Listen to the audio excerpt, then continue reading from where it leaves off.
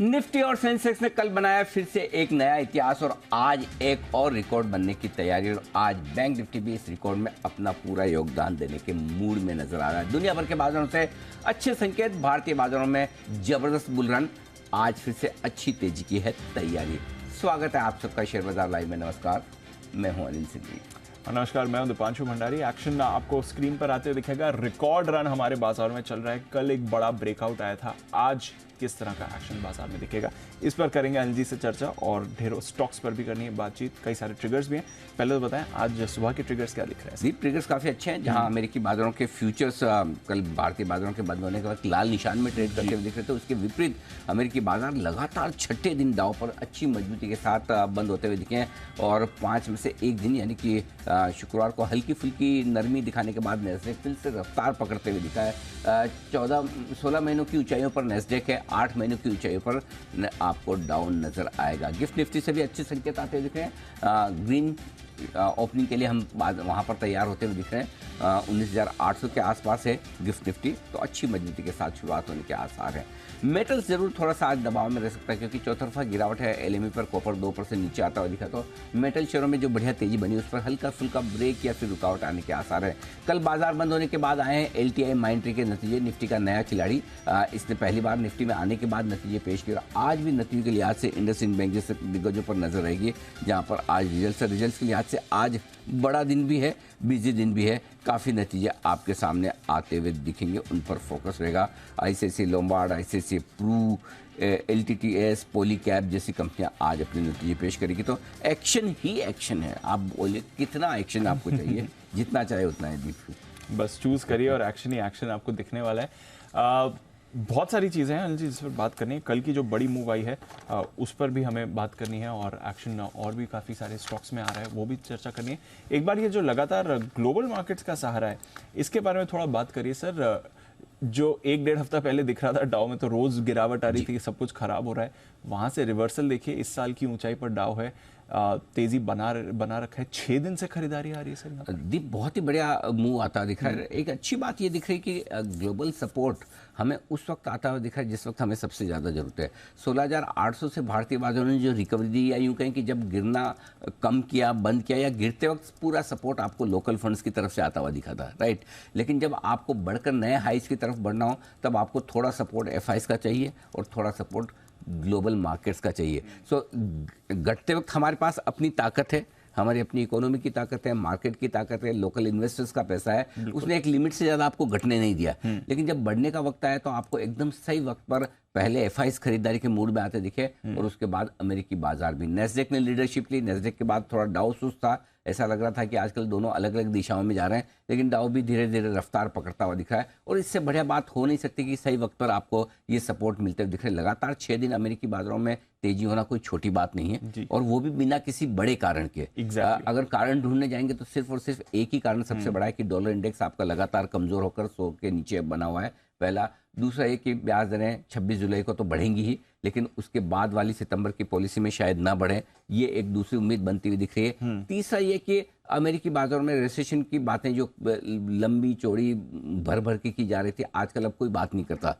In fact उसके विपरीत ये बात करते हैं लोग कि भाई कंपनियों के नतीजे अच्छे आएंगे। और ये जो पिछले 2-3 दिनों से थोड़ा थोड़ा मूव वापस बनने लगा है, ये अमेरिका में भी रिजल्ट सीजन की शुरुआत हो चुकी है और अब बड़े नतीजे आने शुरू होंगे। उन बड़े नतीजों के पहले अमेरिकी बाजार कॉन्फिडेंट है। स्पेशली आज 2 बड़े बैंक के नतीजे आने वाले हैं, बैंक ऑफ अमेरिका और मॉर्गन स्टैनली। दोनों बड़े बैंक आज नतीजे पेश करेंगे और उम्मीद यह है कि बैंकिंग और फाइनेंशियल सर्विसेज के नतीजे जैसे हमारे यहाँ मजबूत आ रहे हैं, अमेरिका में भी मजबूत रहेंगे। कल इसी के दम पर अच्छी तेजी बनती हुई दिखी है। आईटी शेयर अपने अलग ही मूड में है। नेस्डेक रिकॉर्ड पर रिकॉर्ड 16-18 महीनों की ऊंचाइयों पर पहुंच चुका है। सो आई थिंक कहीं कोई खराबी है नहीं। अगर थोड़ा बहुत अगर कहीं कोई चिंता है छोटी मोटी, तो वो सिर्फ मेटल्स को लेकर, कमोडिटीज को लेकर की जो चीन से लेकर आपको अच्छे संकेत आने चाहिए थे ग्रोथ और रिकवरी के, वो अभी तक पक्के मजबूती वाले दिख नहीं रहे, थोड़े डाउटफुल है। होंगे, डाउट है, नहीं होंगे, ये भी डाउट है। सो चीन की तरफ से अभी साफ साफ संकेत नहीं है। कभी एक आध डेटा अच्छा आता है, कभी एक आध डेटा खराब आता है, बट ओवरऑल अमेरिका से जो सपोर्ट आपको चाहिए वो पूरा मिल रहा है। और बाहर के फंड्स की तरफ से जो फ्लोज आपको चाहिए, जो पैसा इंडियन मार्केट में चाहिए, वो मिल रहा है। तो दोनों ही चीज़ें बढ़िया मिल रही है। दोनों चीजें बढ़िया दोनों मिल रही चीज तो ग्लोबल, इससे ज्यादा ग्लोबल सपोर्ट की क्या आप उम्मीद हैं। करेंगे? Absolutely sir. और आप तो कहते भी हैं कि हमारा बाजार ऐसे हुआ है कि थोड़ा सा भी ग्लोबल सपोर्ट आ जाए तो हम भाग जाएंगे। बिल्कुल। कल जो आपने प्रेडिक्शन किया था मॉर्निंग में, गिफ्ट निफ्टी जब फ्लैट दिख रहा था कि ये हाई पे निफ्टी खुलेगा, गैप से खुला 612 के आई थिंक लेवल पर कल खुला था, नए हाई ओपनिंग पर ही बना दिया, और फिर वहां से तो लगातार हाई करिए 150 पॉइंट निफ्टी पर। और बैंक्स, ये क्या हो गया अनिल जी, 625 पॉइंट की मूव कर? नहीं, I am not surprise, even bank में भी नहीं, क्योंकि दी परसों आपको याद हो शुक्रवार को हम यही बात कर रहे थे कि बैंक निफ्टी ने अपना करेक्शन पूरा करने का संकेत दे दिया। हाँ। 44,550 के आसपास का लो बैंक निफ्टी ने शुक्रवार को बनाया था, जी। और वहां से जो रिकवरी बैंक निफ्टी में सेकंड हाफ में हुई, स्पेशली 44,923 का हाई बनाया, 44,820 के आसपास बंद हुए, सब डेटा याद है आपको, देख के ही बोल रहा हूँ। हाँ। नहीं नहीं, वो तो सर, वो तो अब तो हाँ, तो भरोसा ही इसलिए का। क्योंकि वो आपको फील करना पड़ता है, राइट। कि कहाँ से क्या लेवल से मार्केट घूम रहा है, तो वो संकेत आ गए थे शुक्रवार को ही, और इसलिए मुझे कल की, और इसलिए कल आपको याद होगा सुबह इसी वक्त जब हम स्ट्रेटेजी बनाए थे, मैंने इसलिए जानबूझ के बहुत छोटा स्टॉप लॉस रखा आपके लिए। मैंने कहा मुझे 45,000 के ऊपर का इंट्राडे क्लोजिंग रखना ही नहीं है, नहीं तो मैं 45,350 क्लोजिंग स्टॉप लॉस इतने दिनों से लेके चल रहा था। इंट्राडे स्टॉप लॉस 45,125 150 का बन रहा था, लेकिन नहीं रखना है, क्योंकि समझ में आ रहा है कि जिस दिन आपको बड़ा मूव समझ में आ रहा है किसी भी एक तरफ, उस दिन आप बड़ा स्टॉप लॉस क्यों रखेंगे? करेक्ट है ना। तो इसलिए कल 45,000 का स्टॉप लॉस कल इसीलिए रखा है। निफ्टी में भी छोटा स्टॉप लॉस इसीलिए था कि आप 625 पार करते बिल्कुल हट ही जाइए, शॉर्ट करना ही नहीं। सो आई थिंक अभी भी स्ट्रेटेजी क्लियर कट है, शॉर्ट करना ही नहीं है। मैं बार बार एक ही चीज बोलता हूँ आपसे, तेजी हो करो, नहीं मन हो मत करो, कोई जरूरी नहीं, कोई जबरदस्ती नहीं है। कोई आपको आके न तो इन्विटेशन दे रहा है कि आके खरीदो, ना आपके सर पे कोई बंदूक रख रहा है कि नहीं खरीदोगे तो मार दूंगा, है ना। दोनों ही चीज, ना रिक्वेस्ट भी नहीं है ना ऑर्डर है। करेक्ट, आपकी मर्जी है, लेकिन मंदी मत करो।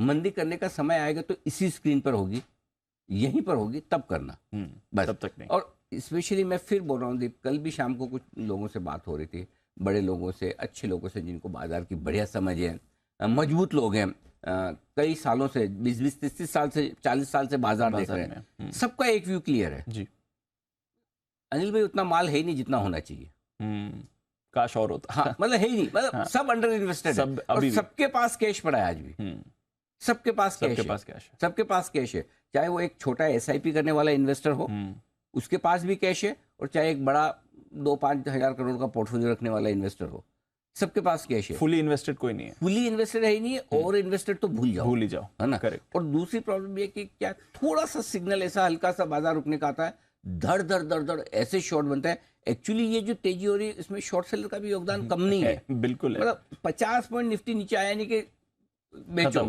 कॉल बेचो, तो वो आप बेचोगे तो काटना तो पड़ेगा ना।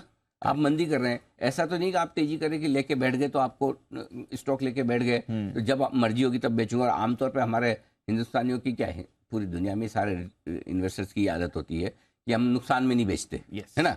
पड़ा हुआ कभी तो भाव आएगा टाइप, है ना, कभी भाव आएगा उस चक्कर में बैठे। सो अभी जो क्लियर ट्रेंड है, मैं इसलिए बार बार कहता हूँ, लाइफ टाइम हाई पे मार्केट कहाँ रुकेगा आपको मुझे पता नहीं है। टारगेट तो 21,080 के निकल कर आते हैं, करेक्ट, राइट। तो आपको क्यों हड़बड़ी जल्दबाजी करनी है बेचने की। 18,887 का जो ब्रेकआउट हुआ था, करेक्ट, तब भी हमने ये बोला कि बिल्कुल भी शॉर्ट मत करो। तब से लेके अभी तक शॉर्ट करने की राय आती ही नहीं। तो इंट्राडे के लिए कोई छोटी मोटी आ जाए एक अलग बात है, अदरवाइज है ही नहीं। सो आई थिंक आप लॉन्ग कर सकते हैं, करें, नहीं कर सकते, डर लगता है, रिस्क लगती है, कोई बात नहीं, मत करें। शॉर्ट ना करें, शॉर्ट करके ही आप मार्केट बढ़ा रहे हैं, आप मार्केट घटा नहीं रहे हैं। शॉर्ट सेलर्स को बड़ी गलतफहमी होती है कि मेरे शॉर्ट करने से मार्केट घटेगा, उल्टा हो रहा है, आपके शॉर्ट करने से बढ़ रहा है, करेक्ट, सपोर्ट ले रहा है। समझो इस बात, मौका दे रहे हैं, आप मौका दे रहे हो, एग्जैक्टली। नीचे आता है, गिरते हुए मार्केट में शॉर्ट सेलर ही शॉर्ट काटता है, वही खरीदता है, करेक्ट। बाहर की तो हिम्मत होती नहीं है। सो आई थिंक थोड़ा सा टेक्सचर जो बाजार का है और अपसाइड है। लिमिटेड स्टॉक्स अभी भी चलेंगे, सेक्टोरल चर्निंग चलती रहेगी, कभी कोई कभी IT, कभी फार्मा, कभी FMCG, कभी ऑटो, कभी बैंक, कुछ न कुछ चल रहा है, चलता रहेगा। So I think view clear cut रखिए। और 17,650 का आ गया जी, अरे वाह, हमारा टारगेट, हमारे वाले सॉरी बॉटम का जो है, बॉटम वाले 19,025 तो आ ही चुका है। अब 21,080 का तीसरा टारगेट है, 21,080 का अगला टारगेट जो है निफ्टी का। और ये आज का नहीं है, ये 1.5 साल से पहले के ही आपको बना के दिए कि इस तरह के टारगेट हैं। एक बार जरा दिखा भी दें क्या बात हुई थी इस पर। जनवरी 2021 में हमने जनवरी 2021, 22, 23, ओ 2.5 साल, ऑलमोस्ट 2.5 साल। ऑलमोस्ट ऐसा तब से हमने बात करी थी। एक बार देख लेते हैं क्या बात करी गई थी।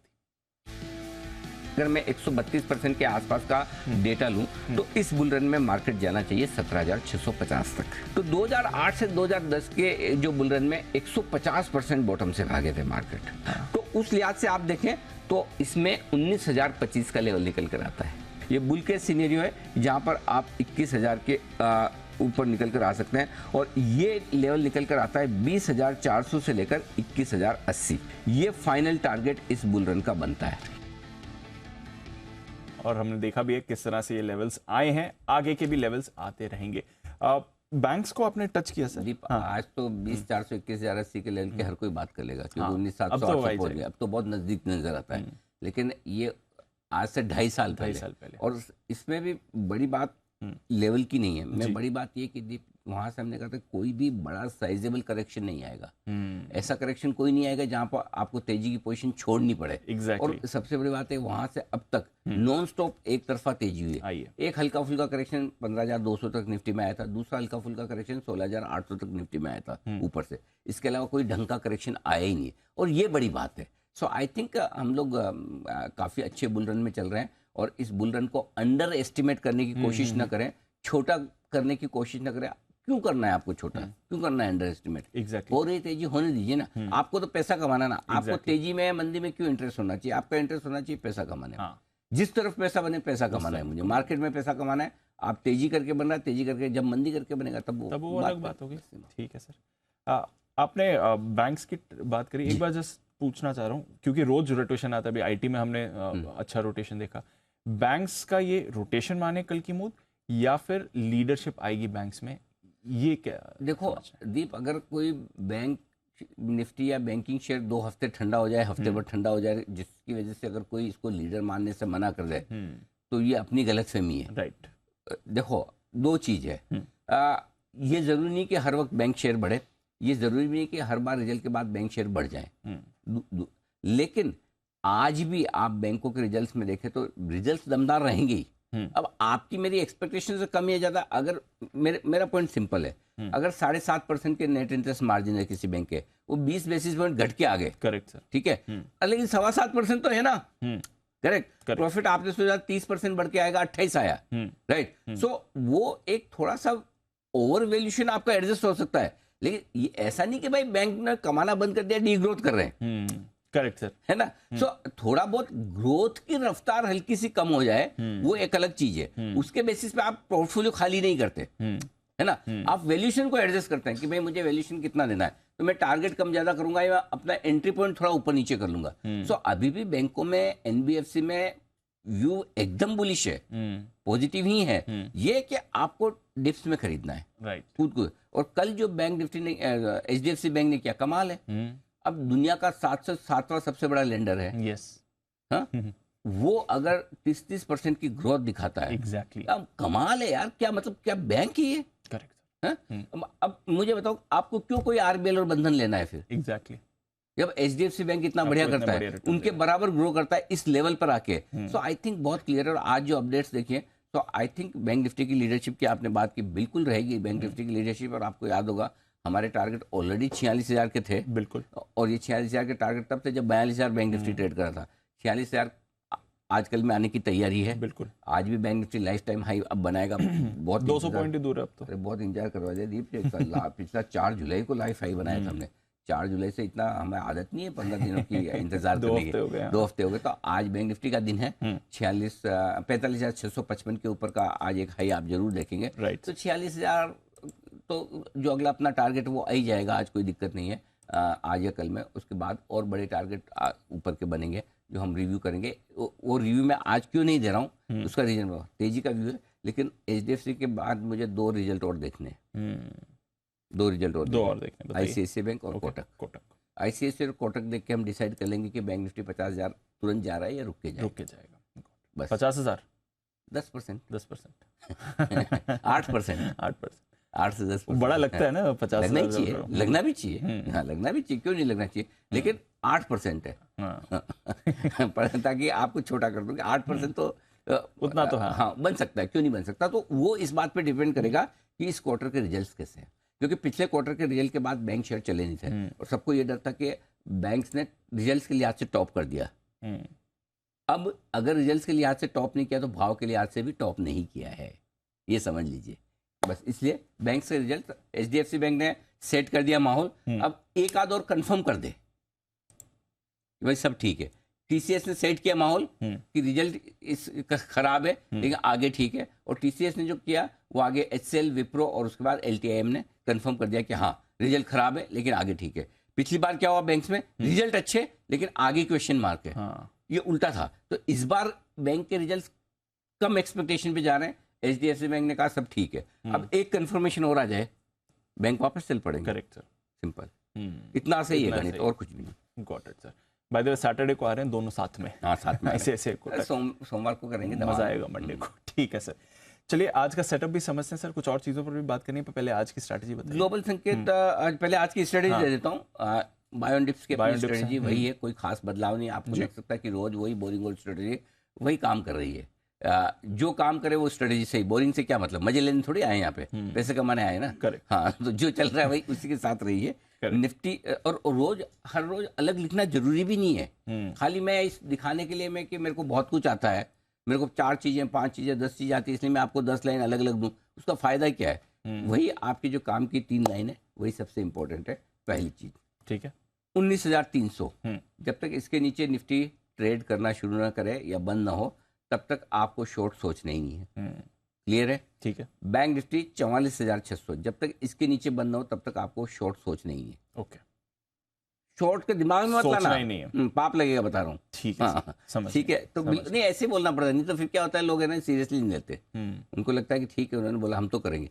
भाई पैसे लग जाएंगे, पैसे कमाओ मत कमाओ, गवाओ मत। हाँ, फिर बाद में बोलेंगे मार्केट बेकार है, ऐसा नहीं होता है। ट्रेंड के साथ रही तो जब तक ये 2 लेवल के नीचे नहीं जाए तब तक शॉर्ट नहीं सोचना, तब तक बाय ऑन डिप से आप।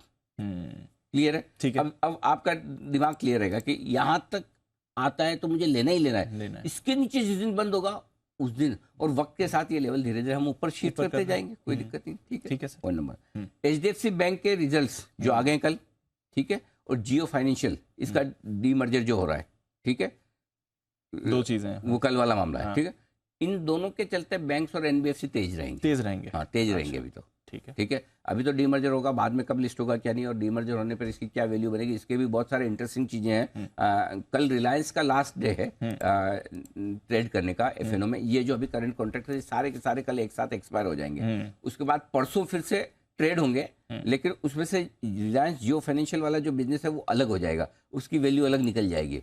बचा हुआ बिजनेस परसों वापस से ट्रेड करना शुरू करेगा। उसके ढेर सारे एडजस्टमेंट है, इंडाइसेस में भी है, स्टॉक में भी है। 150 से 200 रुपए की वैल्यू जियो फाइनेंशियल की मान के चल रहे लोग, उस पर भी हम विस्तार से आपको बताएंगे क्या है क्या नहीं। लेकिन ये बड़ा डेवलपमेंट है जिस पर आपको फोकस करना है, और आईटी शेयरों पर नतीजों के बाद खरीदारी का रुझान बनाकर रखना है, इसमें कोई डाउट नहीं। गॉट इट सर, ठीक है।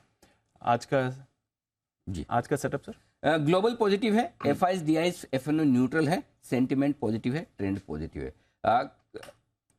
सारी चीजों में दीप वैसे देखा जाए तो नेगेटिव एक भी नहीं है, लेकिन आज 2 चीजें हैं सारी तेजी की कमेंट्री के बीच में, 2 चीजें ऐसी जिन पे मैं आपको अलर्ट भी करना चाहता हूँ। एक, कल के सेशन में तेजी भरपूर हुई है लेकिन बड़े लोगों की तरफ से नहीं, क्योंकि कैश मार्केट में एफआईएस ने 73 करोड़ का खरीदा है और लोकल फंड कल के डेटा देखकर लिखता नहीं, इतनी बड़ी ब्रेकआउट है, कुछ मतलब ऐसा लगे कोई दिवाली के दिन के आते हैं डेटा, 1 घंटे के ट्रेडिंग सेशन के छोटे छोटे जिस दिन एफआईएस छुट्टी पे होते हैं, एग्जैक्टली वैसा। और इंडेक्स फ्यूचर्स सिर्फ 217 करोड़ के खरीदे स्टॉक फ्यूचर्स। तो कल एफआईज और लोकल फंड दोनों वेट एंड वॉच वाले मूड में, तो कल ट्रेडर्स बड़े जोश में आए, और ये एक अच्छा संकेत नहीं है। पहला अलर्ट होने का सिग्नल ये। दूसरा अलर्ट होने का सिग्नल बता दूं, पुट कॉल रेशियो ओवरबॉट नहीं लेकिन ओवरबॉट से ज्यादा दूर भी नहीं है। Sir, put call ratio 1.54 Nifty, 1.46 bank Nifty higher side पे। तो ये 2 चीजें ऐसी जो आपको ये कह रही कि ऊपर के लेवल पे आपको थोड़ा सावधान रहना, किसी भी भाव से नहीं खरीदना है, अपने भाव से लेना है, बस उतना ही। ठीक है सर।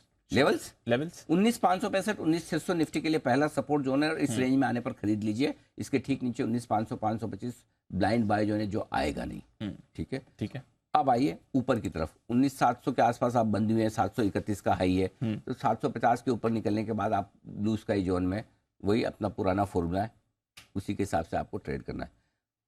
बैंक निफ्टी 45,225, 45,350 पहला सपोर्ट जोन है, बहुत नजदीक है। 45,450 पे ही बंद हुए, ज्यादा नीचे का है ही नहीं, नजदीक ही आपका सपोर्ट जोन है। Correct, sir. इसके ठीक नीचे 45,075, 45,175 स्ट्रॉन्ग खरीदारी की जगह। Got it. ऊपर 45,550, 45,650 पहली रेंज है। इसके इस रेंज में या इसके ऊपर ही खुलेंगे, लाइफ हाई पे ही खुलेंगे सीधा, चांस पूरे बन रहे कि आप लाइफ हाई पे खुल जाएं। इसके बाहर निकले जो कि 45,655 का लाइफ हाई है 4 जुलाई का, उसके पार खुल के आप चलेंगे तो ब्लू स्काई जोन है। फिर कोई खास लेवल एक साथ विजिबल नहीं है। 46,000 तक का रास्ता तय करेगा बैंक निफ्टी, उसके आसपास कहीं जाकर रुकेगा। गॉट इट सर, ठीक है। बाकी डेटा की पोजीशन इंडेक्स लॉन्ग कोई चेंज है नहीं। पुट कॉल रेशियो की जो बात आपने कहा करें, बढ़ेगा। विक्स थोड़ा सा बढ़ा है कल के सेशन में, 6% बढ़ गया है। अब आइए स्टॉप लॉसेस। तेजी की पोजीशन के स्टॉप लॉस मैंने और ऊपर खींचे हैं। 19,500 इंट्राडे स्टॉप लॉस है, क्लोजिंग बेसिस पे 19,375, 400 है, मैंने 25 पॉइंट नीचे 19,375 का दिया है। तो कल 19,300 था, आज आपके लिए और 75 पॉइंट ऊपर स्टॉप लॉस आ गया है। बैंक निफ्टी इंट्राडे और क्लोजिंग बेसिस पे कल जो शॉर्ट सेलर्स के लिए स्टॉप लॉस था, आज लॉन्ग ट्रेडर्स के लिए 45,000। कल 45,000 के ऊपर शॉर्ट काटे, अब 45,000 6 दिनों के बाद 45,000 के ऊपर बंद आया है, राइट। अब 45,000 के नीचे वापस अगर चला जाए तो हमें अपनी लॉन्ग पोजीशन कम करनी इंटर, अदरवाइज 44,600 जो ऊपर दिया है। शॉर्ट साइड पे 19,731 का लाइफ हाई है, 19,750 रख लीजिए इंट्राडे क्लोजिंग बेसिस पे। इसके पार निकले तो थैंक यू वेरी मच, गलती हो गई, नहीं करेंगे आगे से शॉर्ट, राइट। ऐसा बोल के काटना। हाँ, ठीक है। हाँ, 45,700, 45,655 का है ये, 45,700 रख लीजिए, लाइफ हाई के ऊपर काट लीजिए, आगे से शॉर्ट नहीं करेंगे, करेंगे तो स्टॉप लॉस के साथ, ऐसा बोल के काट लेना। Got it sir. नहीं नहीं ऐसा, और क्या करना है? ऐसा रट्टा मारना पड़ता तभी चीजें याद होती थी। क्या है, कहना आसान है, करना मुश्किल है। यस, वो क्या है कि वो ट्रेडर्स का माइंडसेट बनता नहीं, लॉस में सौदा काटा नहीं जाता, फिर वो लॉस बढ़ते जाता है, बढ़ते जाता है, बढ़ते जाता है, फिर बाद में बहुत तकलीफ होती है। इसलिए समय से कर ले ज़्यादा बढ़िया है। खरीदे निफ्टी 19,565, 19,600 की रेंज में आने पर यहाँ पर खरीदारी आपके लिए बनेगी, और स्टॉप लॉस होगा 19,500 का। टारगेट 700, 725 के दो छोटे टारगेट हैं, और 750 के ऊपर निफ्टी ब्लू स्काई जोन में, जितना बढ़े बढ़ने दीजिए, आपका क्या। ठीक है। बेचने की राय बिल्कुल है, जरूर बेचें 19,300 के नीचे बंद होने नीचे पर, आएगा तब, हाँ। अभी नहीं, जब तक 19,300 के नीचे बंद ना हो तब तक ना बेचना है। और अगर कोई बहुत ही एग्रेसिव ट्रेडर, मेरे को तो पहले ही कमजोरी पे ही बेचना है, तो 19,600 के नीचे ट्रेड करने लगे तो इंट्राडे के लिए आप बेचें।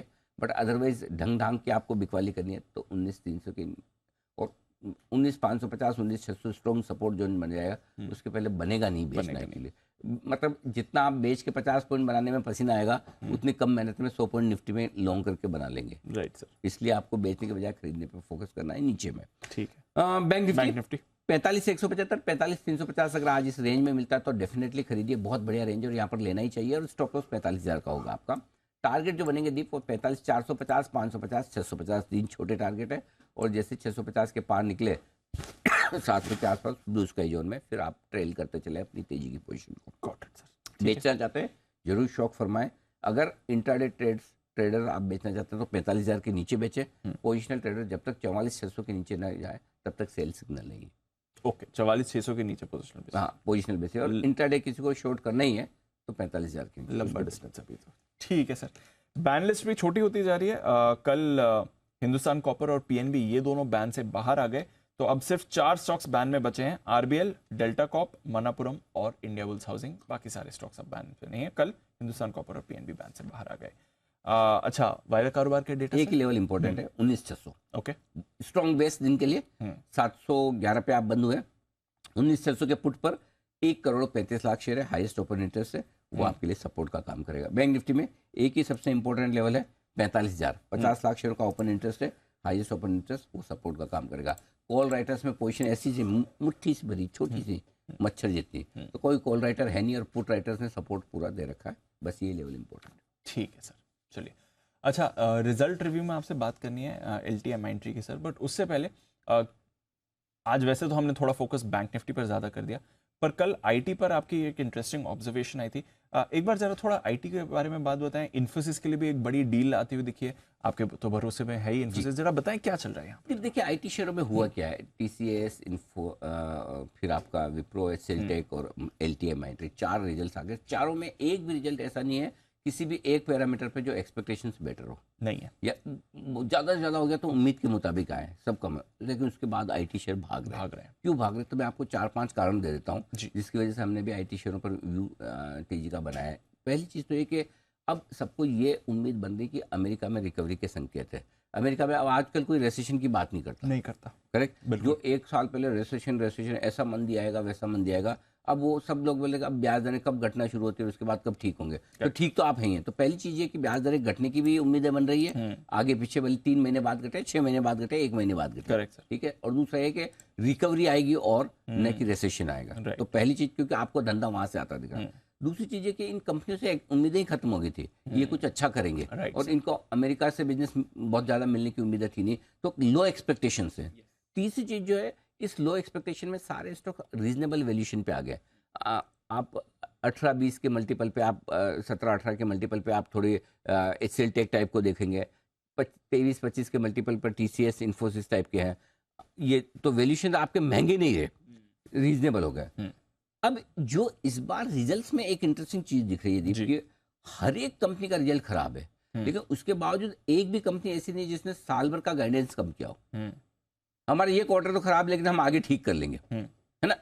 अब सबको ये लग रहा है हर क्वार्टर में आप ये बोलते करोगे कैसे, लेकिन इस बार कॉन्सेंसस है सारी कंपनियों में। अब तक के 4 रिजल्ट में आप देखिए, सब एक बिल्कुल एक आम राय निकल के आ रही है कि पूरे साल में हम मेंटेन कर लेंगे जो हमने सोचा था, भले ये क्वार्टर खराब हो। और ये क्यों है, इसको समझना जरूरी है कि पहली बार जो बड़ी लार्ज डील्स ये कंपनियां लेती है, सबकी लार्ज डील्स की अपनी अपनी डेफिनेशन है, कोई 50 मिलियन को मानता है, कोई 100 मिलियन को मानता है, लेकिन जो लार्ज डील्स है उसकी पाइपलाइन बहुत मजबूत होती दिख रही है। तो कहीं कहीं एक संकेत आ रहा है कि ग्लोबल कंपनियां जो है, अमेरिका की कंपनियां हैं, वो आईटी स्पेंडिंग बढ़ाने के मूड में आ रही है, और बड़ी डील्स लेना शुरू। आज देखिए इन्फी की आ गई ना $2 बिलियन की, 5 साल की डील है आर्टिफिशियल इंटेलिजेंस पे, लेकिन 5 साल की $2 बिलियन की डील छोटी होती है किसी भी साथ? कहाँ से छोटी है? नहीं है। तो ये बड़ी डील की पाइपलाइन, मुझे सबसे ज्यादा मजा जो आ रहा है वो ये बड़ी डील्स की पाइपलाइन को देख के आ रहा है। ये ठीक वैसा ही है जैसा किसी मजगांव डॉक के लिए या एचएएल के लिए बड़ी डील की पाइपलाइन से, करेक्ट। आप उससे कंपेयर करो। अगर मुझे ये पता है कि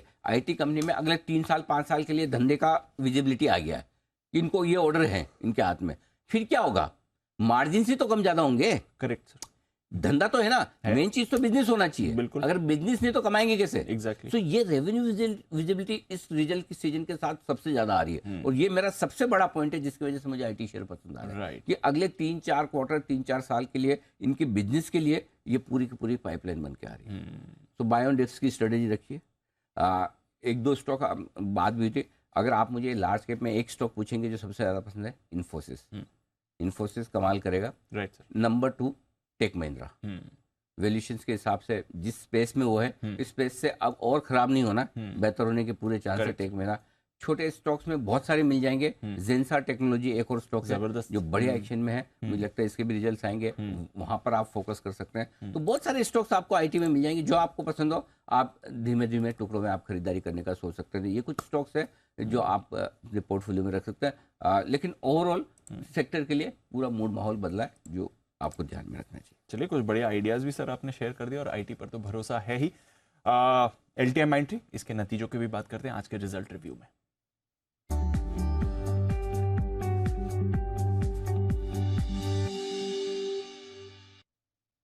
कैसे लगे सर इसके नंबर? रिजल्ट तो कमजोर है। कोई भी एक किसी भी लिहाज से देखें रिजल्ट अच्छा आप कह ही नहीं सकते, गाइडेंस भी अच्छी नहीं है, हर एक लिहाज से रिजल्ट कमजोर है।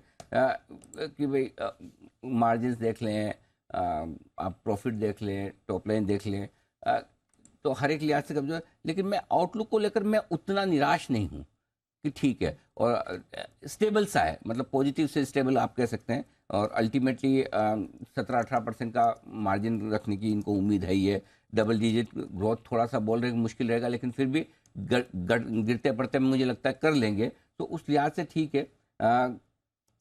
एक ही इसकी पॉजिटिव ये है कि अब ये जब भी गिरेगा, चूंकि निफ्टी का हिस्सा हो चुका है, तो पैसिव बाइंग आती रहेगी, तो वो होती है ना ईटीएफ वाली खरीदारी, वो इसको सपोर्ट देगी। पहले ये हिस्सा नहीं था तो पहले पूरे का पूरा फंडामेंटल पे ट्रेड होता था, अब इंडेक्स बाइंग आ जाती, तो स्टॉक में गिरावट एक लिमिट से होगी, उससे ज़्यादा नहीं होगी। एक और चीज़ है कि चूंकि 5 दिन में 3% बढ़ा है, 3 महीने पिछले रिजल्ट से इस रिजल्ट में 15% बढ़ चुका है, साल भर में ऑलरेडी 30% बढ़ा है, जबकि आईटी शेयर कमज़ोर रहे हैं, उसकी तो अच्छा चल चुका है। तो हो सकता है एक डिप आज दे, आज पूरी संभावना है कि नीचे आए, लेकिन नीचे आए तो डिप एक रेंज है 4,800 से 4,950 की। अगर इस रेंज में आता है तो आपको इन्वेस्टमेंट के लिए एंट्री कर लेना है, और 4,700 4,750 आए तो दूसरी एंट्री करनी है आपको। मैं बार बार ये कहूँ कि एक झटका आईटी शेयर कभी दे सकते हैं, वो आखिरी होगा और उसमें आपको वापस खरीदना है। तो आप 50% आईटी अभी खरीदिए, 50 नीचे गिरिए। अब फॉर एग्जांपल एलटीआई माइंट्री के नतीजे कमजोर है, सारे डाउनग्रेड्स आए, एक भी अपग्रेड नहीं है, सबने ईपीएस काटा है, स्टॉक भागा हुआ है।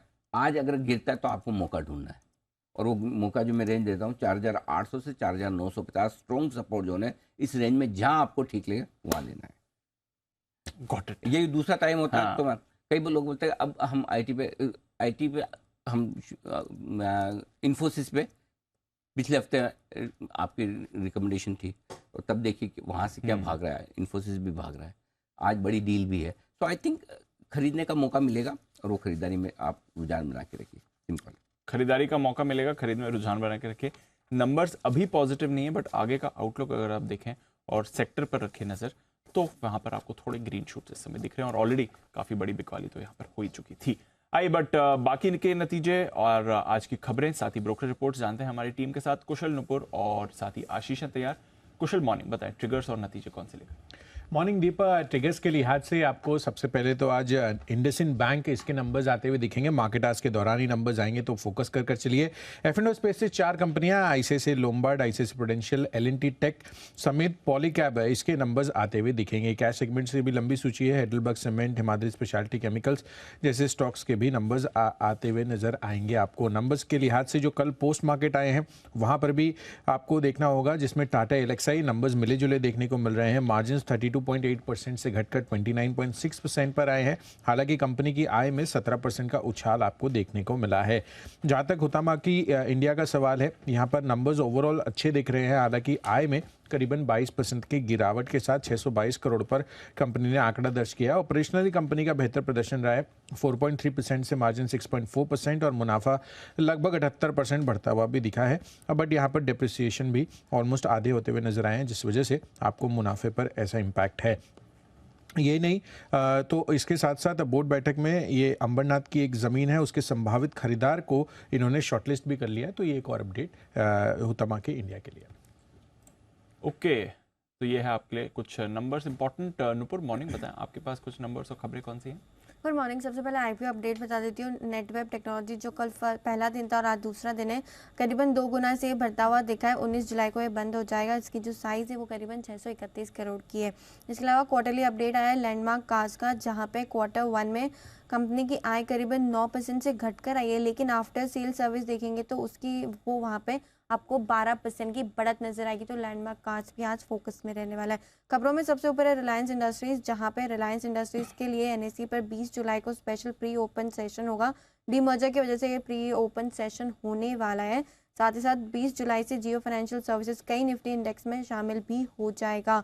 तो यहाँ पर भी आपको रखनी है नज़र। शीला फॉर्म बड़ी डील यहाँ पे सामने आई है, तो ये स्टॉक भी फोकस में रहेगा। साथ ही साथ महाराष्ट्र एपेक्स भी आज फोकस में रह सकता है, क्योंकि बोर्ड बैठक में शीला फॉर्म, कलोन एंटरप्राइजेज और हाउस ऑफ कलिया फलेंस्को का अधिग्रहण करने वाला है।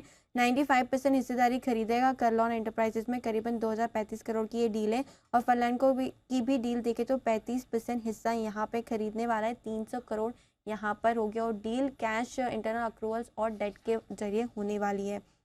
डेल्टा कॉर्प, नजारा टेक और मोबाइल भी आज फोकस में, क्योंकि जो आईटी मंत्री राजीव चंद्रशेखर साहब, उनकी तरफ से बयान आते हुए दिखा, जहाँ पे जीएसटी काउंसिल से ऑनलाइन गेमिंग पर जो टैक्स है उस पर पुनर्विचार करने का अनुरोध मिनिस्ट्री की तरफ से हो सकता है।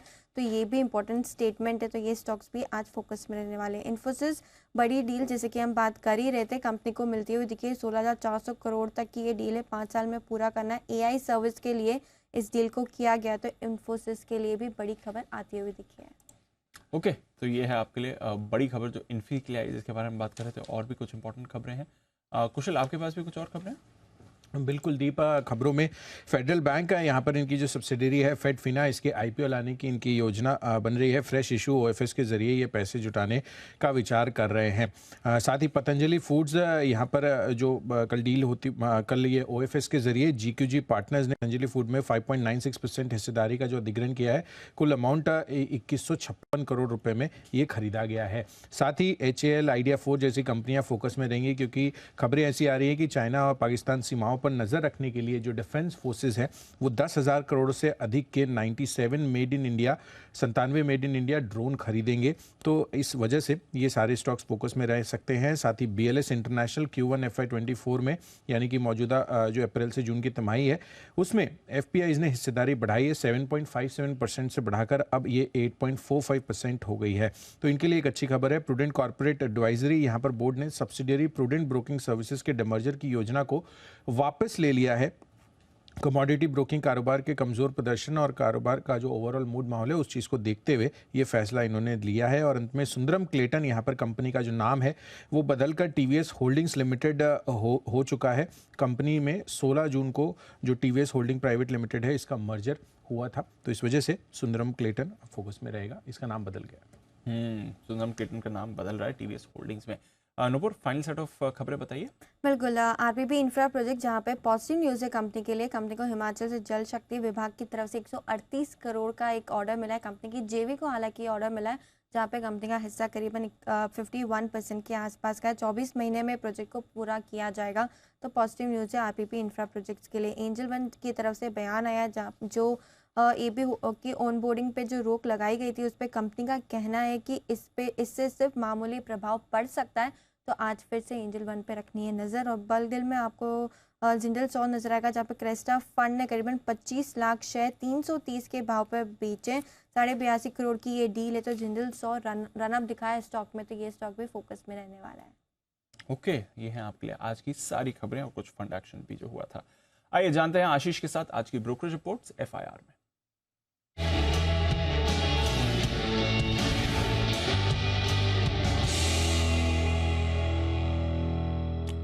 मॉर्निंग आशीष, बताएं क्या कह रही हैं आज की रिपोर्ट। Good morning Deepanshu. सबसे पहले देखिए HDFC बैंक यहाँ पर कल बाजार के दौरान रिजल्ट आए थे तो रिपोर्ट्स आई। हालांकि किसी ने भी टारगेट प्राइस या रेटिंग में कोई बदलाव नहीं किया, सिर्फ SSBC की रिपोर्ट है जहाँ पर खरीदारी की राय को बरकरार रखा गया और जो लक्ष्य 1930 से बढ़ाकर 2010 रुपये कर दिया है। करीब 1680 के करीब की क्लोजिंग चल रही है। बाकी मॉर्गन स्टैनली देखें तो ओवरवेट की रेटिंग को बरकरार रखें, 2110 के लक्ष्य के लिए। JP मॉर्गन ने ओवरवेट की राय दी है, 2000 का टारगेट दिया। जेफरीज खरीदारी की राय देने 2100 के लक्ष्य के लिए। सिटी खरीदारी की राय दे रहे 2200 का टारगेट है। और मैक्वायरी ने भी आउट परफॉर्म की रेटिंग को बरकरार रखा है, 2110 रुपये के लक्ष्य के लिए। मॉर्गन स्टैनली मान रहे कि EPS में 29% की सालाना आधार पर आपको बढ़त देखने को मिली। JP मॉर्गन का मानना है कि रिटेल डिपॉजिट में जो ग्रोथ है वो थोड़ी सी धीमी यहाँ पर देखने को मिली है। बाकी की कमेंट्री अगर आप देखें तो ठीक ठाक साइड पर ही है। LTI माइंट्री यहाँ पर आज नतीजों का इम्पैक्ट आपको देखने को मिलेगा। और ब्रोकरेज रिपोर्ट्स में अगर आप देखें तो लगभग सभी का मानना है कि नतीजे आपको कमजोर साइड पर ही देखने को मिले। JP मॉर्गन ने अंडरवेट की रेटिंग दी है और जो लक्ष्य 3850 से घटाकर 3800 कर दिया है। जेफरीज ने अंडर परफॉर्म की रेटिंग दी है, लक्ष्य 4100 से बढ़ाकर इनफैक्ट एडजस्ट कर 4500 कर दिया है, क्योंकि स्टॉक ऑलरेडी 5135 रुपये पर चल रहा है। सिटी बिकवाली के राइट पर अभी भी बरकरार है, लक्ष्य 4200 से घटाकर इन्होंने 4160 कर दिया है। EPS में अगर आप देखें तो नोमिरा ने करीब 2% की कटौती भी की है। टाटा एलेक्सी यहाँ पर नजर रखेंगे क्योंकि मॉर्गन स्टैनली की तरफ से रिपोर्ट आई है, नतीजों के बाद अंडरवेट की रेटिंग को बरकरार रखा है। 7720 रुपये पे स्टॉक चल रहा है, 5700 रुपये का इन्होंने टारगेट दिया और मान रहे कि रिस्क रिवॉर्ड जो मौजूदा भाव है काफ़ी अनफेवरेबल नजर आता है। JP मॉर्गन भी इनसे सहमत है, अंडरवेट की रेटिंग दे रहे हैं, लक्ष्य 4600 से अभी भी घटाया है, 4500 रुपये का टारगेट दिया है और मान रहे कि 1 ईयर फॉरवर्ड PV के हिसाब से भी देखें तो 53 टाइम्स पर चल रहा है, जो कि बहुत बहुत महंगा है। अपोलो हॉस्पिटल सिटी खरीदारी की राय दे रहे हैं, लक्ष्य 5420 से बढ़ाकर 6260 कर दिया, 5219 की क्लोजिंग चल रही है। जस्ट डायल पर सिटी की तरफ से डाउनग्रेड आ गया, पहले खरीदारी की राय थी, अब बिकवाली की राय है, लक्ष्य 815 से घटाकर 800, हालांकि स्टॉक ऑलरेडी 800 पर चल रहा है। और अंत में पार ग्रेड, यहाँ पर मॉर्गन स्टैनली की तरफ से रिपोर्ट है, ओवरवेट की रेटिंग को बरकरार रखा है, 241 की क्लोजिंग, 258 का टारगेट है। ओके, तो ये है आपके लिए सारे के सारे स्टॉक्स जहां पर आज दिखेगा भरपूर एक्शन। आइए इसी एक्शन को बढ़ाते आगे एक्सपर्ट्स के दमदार पैनल के साथ। वक्त है पिक ऑफ द डे का।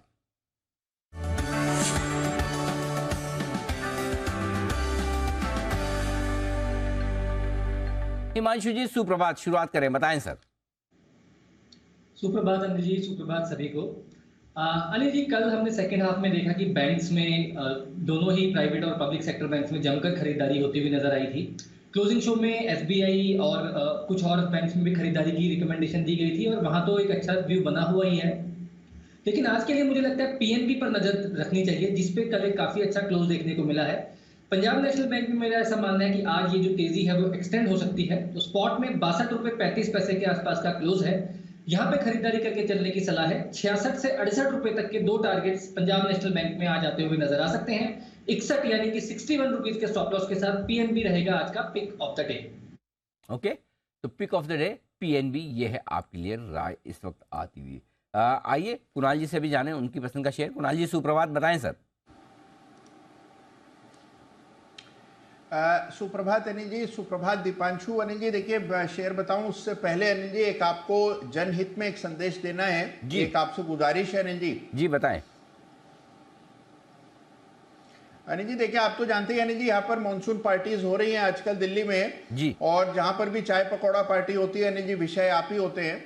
तो अनिल जी अभी कल ही किसी ने अनिल जी आपसे एक सुझाव आपके लिए भेजा है कि अनिल जी आपने ये एल्गो की पाठशाला करी, एफएनओ की पाठशाला की, बाईबैक की पाठशाला की। एक अनिल जी खुश मिजाज कैसे रहते हैं, आपकी तरह हंसते मुस्कुराते कैसे आप रहते हैं, इस पर भी अनिल जी एक पाठशाला की जानी चाहिए। उसकी बड़ी भारी पब्लिक डिमांड है Anil ji.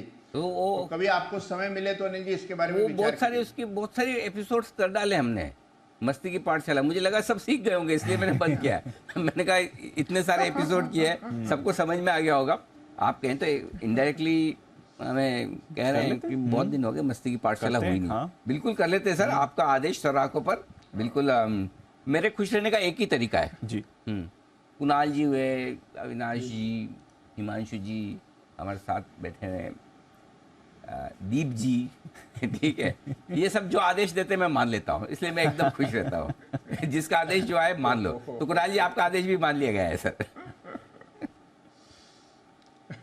Thank you so much Anil ji. तो अनिल जी इस पे गंभीरता से विचार कीजिएगा अनिल जी, एक कार्यक्रम जरूर कीजिए जिसमें ये बताइए अनिल जी कि आपकी तरह मुस्कुराते अगर कोई रहना चाहता हो तो उसके लिए क्या करना पड़ेगा। और अनिल जी खरीदारी की राय है, अभी पीएनबी की बात हिमांशु जी कर रहे थे। स्टेट बैंक ऑफ इंडिया के फ्यूचर्स खरीदने की मेरी राय है। मुझे लगता है कि एसबीआई में एक जबरदस्त ब्रेकआउट आता हुआ कल दिखा। कल सारा एक्शन सरकारी बैंकों के आसपास था। एसबीआई पर खरीदारी करके चले। यहाँ पर एक स्टॉप लॉस रखना है, स्टॉप लॉस रखें 595 रुपए का, 595 का स्टॉप लॉस। पहला टारगेट होगा 610 रुपए का, 610 का पहला और 620 का दूसरा टारगेट। तो 610 620 के टारगेट के लिए स्टेट बैंक खरीदने की राय। ओके, तो एसबीआई खरीदने की राय, लेकिन जैसे कुणाल जी ने बोला भी है, तो अलग अलग पाठशालाओं का तो एक पाठशाला तो हमने तुरंत ही तैयार कर दिया कुणाल जी के लिए आज 11 बजे यू ट्रेड के साथ एल्गो की मास्टर क्लास। इसका चौथा एपिसोड आज सुबह सुबह आपको देखने को मिलेगा 10:56 पे। तो ये मिस मत कीजिएगा, और इसकी झलक अभी ही तुरंत देखने को मिलेगी, वो भी देख लीजिए। कम से कम मार्जिन में भी सौदा करना तो आप कर सकते हो, जो मैन्युअली अदरवाइज पॉसिबल नहीं है। एल्गो ट्रेडिंग में आपने जैसे डिफाइन किया वो पॉसिबल हो जाए। कोई भी काम जो अभी तक आप अपने दिमाग से सोच कर स्क्रीन के सामने बैठकर कर रहे थे, अब वो काम आप एल्गोरिदम में अपने आप डाल सकते हैं, और इसके लिए आपको सॉफ्टवेयर की प्रोग्रामिंग या कोडिंग आनी जरूरी नहीं है। मशीन बहुत चीजों को आसान करेगी, और रिटेलर्स के लिए इस टेक्नोलॉजी को अडॉप्ट करना मेरे को लगता है भविष्य की एक चीज है। You trade presents algo trading master class सिर्फ जी बिजनेस पर। तो ये है आपके लिए आज 11 बजे का विशेष आयोजन। आइए अविनाश सर भी हमारे साथ है। सर गुड मॉर्निंग, बताएं pick of the day. Good morning Anil ji, good morning Deepanshu. Anil ji, मेरा भी स्टॉक बैंकिंग सेक्टर से है। हमको आईसीआईसीआई बैंक पसंद है। हमको लग रहा है कि देखिए जिस प्रकार के नंबर्स एचडीएफसी बैंक ने रिपोर्ट किए हैं, हमको लग रहा है कि कोर बैंकिंग ग्रोथ तो बहुत ही बढ़िया आएगा। प्लस आज आईसीआईसीआई प्रू और आईसीआईसीआई लोम्बार्ड के रिजल्ट्स आने वाले हैं।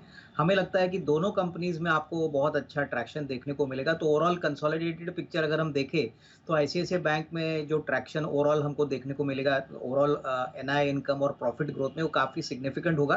तो हमको लग रहा है कि इस लेवल से भी 968 के लेवल से भी अगर कोई खरीदता है तो 1050 1100 का टारगेट प्राइस आपको अगले 8 से 12 महीने में पॉसिबली मिल सकता है। तो डेफिनेटली खरीदने का मौका है। दूसरा स्टॉक अनिल जी जो कैश मार्केट से है वो सीसीएल प्रोडक्ट्स है। कल कंपनी के नतीजे आ गए, कंपनी की बिजनेस कमेंट्री भी आई। कंपनी ने काफ़ी अच्छा नंबर डिक्लेयर किया है, करीबन 2071 करोड़ का रेवेन्यू, उसके बाद 268 करोड़ का नेट प्रॉफिट। हमको लग रहा है कि डिस्पाइट द फैक्ट कि कॉफ़ी के प्राइसेस बढ़े हैं, इनका बिजनेस पास थ्रू है, क्योंकि ये ज़्यादातर वैल्यू एडेड प्रोडक्ट्स में काम करते हैं। इनका वियतनाम का भी यूनिट में एक बड़ा एक्सपेंशन जो प्लान किया था वो इस साल कमीशन होगा, तो इसका भी फायदा कंपनी को मिलेगा। प्लस इन्होंने UK based food brands group से 6 ब्रांड खरीदे जो इनके B2C बिजनेस के लिए बहुत फायदेमंद रहेंगे। मैनेजमेंट कमेंट्री बहुत बढ़िया है, बहुत स्ट्रॉन्ग कमेंट्री है। वो कह रहे हैं कि 18 से 20% का वॉल्यूम ग्रोथ इस साल भी आएगा। तो हमें लग रहा है कि कम से कम 25 रुपये का अर्निंग FY24 के लिए और 30 रुपये की अर्निंग FY25 के लिए आने की पॉसिबिलिटी रहेगी। तो डेफिनेटली पोर्टफोलियो स्टॉक है। मुझे लग रहा है कि कम से कम 775-800 का टारगेट प्राइस लेके इसको कम से कम 12 से 15 महीने के टाइम फ्रेम के पॉइंट ऑफ व्यू से एक्यूमुलेट करना चाहिए। ये है आपके लिए अविनाश जी की तरफ से 2 कॉल्स, ICICI बैंक और साथ ही CCL प्रोडक्ट, जहां पर आपको एक्शन आते हुए दिख सकता है। रैलिस इंडिया, इस पर भी रखिए नजर। प्री ओपन में 5% इक्विटी का सौदा होते दिख रहा है, तो बड़ा सौदा आपको प्री ओपन में रैलिस इंडिया में हुआ है। अभी अभी खबर आ रही है 97 लाख शेयर्स के कई सौदे हुए हैं, ऑलमोस्ट 5% इक्विटी का ये सौदा है। कल सुबह हम इसके नतीजों के बाद के रिएक्शन के बारे में बात कर ही रहे थे। करीब 1.25% ऊपर भी बंद हुआ था, बट आज बड़ी खबर इसके लिए आती हुई दिख रही है। इस बड़ी खबर पर एक बार चार्ट चेक भी हो जाए। कुणाल जी, रैलिस इंडिया कल नंबर्स के बाद 1.25% ऊपर बंद हुआ है, बट आज सुबह 5% इक्विटी का बड़ा सौदा हुआ है सर अभी अभी। देखिए यहाँ पर चार्ट बहुत इंटरेस्टिंग है दीपांशु। हाल के दिनों में स्टॉक में एक पैटर्न विकसित हुआ है जिसको राउंडिंग बॉटम पैटर्न कहते हैं, और ब्रेकआउट हमने कल के ट्रेड में देख लिया है। तो अब ये जो बड़ा सौदा है, इसके बाद मुझे लगता है कि स्टॉक में और ऊपर के लेवल्स देखने को मिल सकते हैं। तो अगर कोई डिप आता है तो मेरी खरीदारी की राय है थोड़ा पेशेंटली ज़रूर इसमें होल्ड करना पड़ेगा। ये स्टॉक धैर्य का इम्तिहान लेने के लिए मशहूर है, लेकिन आप इसको थोड़े समय तक होल्ड करेंगे तो मुझे लगता है इसमें आपको 235-250 के लेवल्स देखने को मिलेंगे। गिरावट में मेरी खरीदारी की राय है। रैलिस इंडिया पर रखिए नजर। अभी अभी बड़ी खबर भी इस कंपनी की आपको आती हुई दिख रही है। कई सारे स्टॉक्स भी हैं जहां पर आपको आज रिएक्शन आते हुए दिखेगा। हुतामाकी, जरा एक बार अविनाश जी से इस पर राय ले ली जाए। अविनाश जी, नंबर्स ठीक ठाक हैं, रेवेन्यू 21% गिर कर आया है, हालांकि एबिटा बढ़कर आया है, मार्जिन एक्सपेंशन है, प्रॉफिट में भी 78% आपने बढ़त देखी है। थोड़ा डिप्रिसिएशन इनका कम हुआ था, उसकी वजह से भी थोड़ा ऑपरेशनल इन्हें फायदा मिला है। बट कोई राय सर हुतामाकी पर? नहीं, मुझे लग रहा है कि देखिए आने वाला साल इनके लिए काफ़ी अच्छा रहेगा, क्योंकि ये कंपनी का जो ग्रोथ ड्राइवर है वो बेसिकली FMCG सेक्टर से जुड़ा हुआ है। और जिस प्रकार से अभी वॉल्यूम ग्रोथ की अपेक्षा है FMCG सेक्टर से, यहाँ पे कोई डाउट नहीं कि फ्लेक्सिबल पैकेजिंग में इस कंपनी का जो मार्केट शेयर है वो काफ़ी डोमिनेंट है। प्लस ओवरऑल जो हम कह रहे हैं कि जिस प्रकार से नए प्रोडक्ट्स FMCG कंपनियां लॉन्च कर रहे हैं, तो वहाँ पे डेफिनेटली एक अच्छा इनरोड इनको मिलेगा। तो मेरे ख्याल से देखिए जिनके पास है वो होल्ड करे, बट डेफिनेटली अगर किसी को लंबा अवधि के लिए खरीदना है तो स्टॉक में खरीद लीजिए, क्योंकि स्टॉक थोड़ा सा इलिक्विड है। बट हाँ, इसमें कोई डाउट नहीं कि जिस प्रकार की वैल्यूएशंस अभी वो ट्रेड कर रहा है, इसमें अपवर्ड बायस डेफिनेटली काफ़ी है। तो रिस्क रिवॉर्ड उन्हीं लोगों के लिए अच्छा होगा जो कम से कम 12-15 महीने का व्यू लेके इसमें काम करना चाहते हैं। ओके, तो ये है आपके लिए हुतामाकी, जहां पर रखनी है नजर, नंबर्स पर रिएक्ट करेगा। इंटरेस्टिंग नंबर से टॉप लाइन में थोड़ा मामला गड़बड़ है, लेकिन प्रॉफिट बढ़िया बढ़कर आया। आइए सुमित जी भी हमारे साथ है तैयार, स्वागत किया जाए। सुमित जी, सुप्रभात, बताएं sir pick of the day. Good morning Anil ji, good morning Anil ji. Pick of the day के तौर पे जो स्टॉक अभी बढ़िया दिख रहा है वो बैंकिंग सेक्टर का कोटक बैंक है। कोटक बैंक के अंदर मोमेंटम बन रहा है। कोटक बैंक एक अच्छे खासे कंसोलिडेशन के बाद ऊपर का मूव दिखाने का शुरुआत कर रहा है। इस बारी ये यहाँ से एक अच्छा मूव ऊपर की तरफ दिखाना चाहिए। मेरे को ऐसा लगता है कि कोटक बैंक के अंदर यहाँ पे खरीदारी करें, जिन्होंने ले रखा है वो लोग होल्ड करें। स्टॉक का नीचे में जो सपोर्ट बन रहा है चार्ट्स के ऊपर 1845-1850 के पास बन रहा है, तो 1845 का इसके अंदर नीचे में स्टॉप लॉस बनेगा। 1845 के स्टॉप लॉस से कोटक बैंक में खरीदारी करके चलने का सलाह रहेगा। ऊपर में जो टारगेट देखने को मिल सकता है, पहला टारगेट बनेगा 1950 का, दूसरा टारगेट बनेगा 1980 का। तो आज और कुछ दिनों के लिए कोटक बैंक में खरीदारी करें 1845 के स्टॉप लॉस से 1950 और 1980 के टारगेट्स के लिए। कोटक बैंक पर भी करें खरीदारी। अनिल जी भी आपको कह रहे थे कोटक और ICICI ये दोनों इंपॉर्टेंट रहेंगे जहां तक आगे बैंक्स का सवाल है। बट अभी तक सारे एक्सपर्ट्स की तरफ से एक बैंक तो आपको पिक ऑफ द डे में दिख ही रहा है। कुछ और काउंटर्स भी हैं जो आपको रखनी है नजर। यहाँ पर रिएक्शन भी नतीजों के दम पर आएगा। टाटा एलेक्सी, हिमांशु जी जरा इसकी चार्ट एक बार देख लें। थोड़ी मिक्स परफॉर्मेंस रही है। रेवेन्यू 17% बढ़कर आया है, कामकाजी मुनाफा 5% बढ़ा है, बट मार्जिन्स पर हमने प्रेशर देखा है और प्रॉफिटेबिलिटी फ्लैट रही है। क्या राय है सर टाटा एलेक्सी पर? दीप, एक बड़ी करेक्शन के बाद स्टॉक एक इंटरमीडिएट अपट्रेंड में है और मेरा ऐसा मानना है कि 7400 ये इंपॉर्टेंट सपोर्ट है अभी स्टॉक के लिए। जब तक ये स्टॉक इसके ऊपर बना हुआ है या क्लोजिंग बेसिस पे 7300, माफ कीजिएगा, 7300 के नीचे बंद नहीं होता, मेरा मानना है कि गिरावट पे खरीदारी आते हुए नजर आ सकती है। आज अगर नंबर्स के बाद स्टॉक 7500-7550 के रेंज में मिलता है तो मुझे लगता है खरीदारी की जा सकती है। 7300 का एग्जिस्टिंग पोजीशंस के लिए स्टॉप लॉस लगा के चलने की सलाह रहेगी। अपसाइड में मेरा मानना है कि आने वाले दिनों में स्टॉक 8200, 8300 तक जाने का पोटेंशियल रखता है। ये है आपके लिए टाटा एलेक्सी पे खरीदारी की 8200, 8300 तक के टारगेट के लिए।